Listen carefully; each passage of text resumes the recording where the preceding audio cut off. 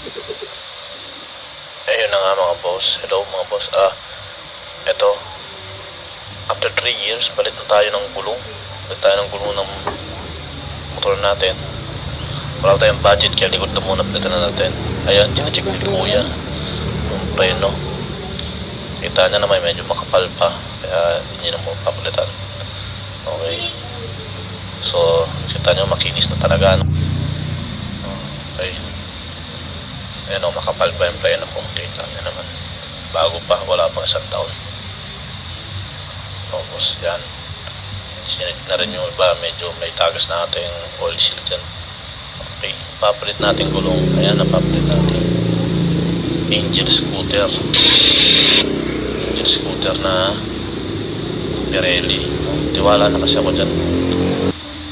Kaya kita nyo medyo putput na talaga. Talagang putput na.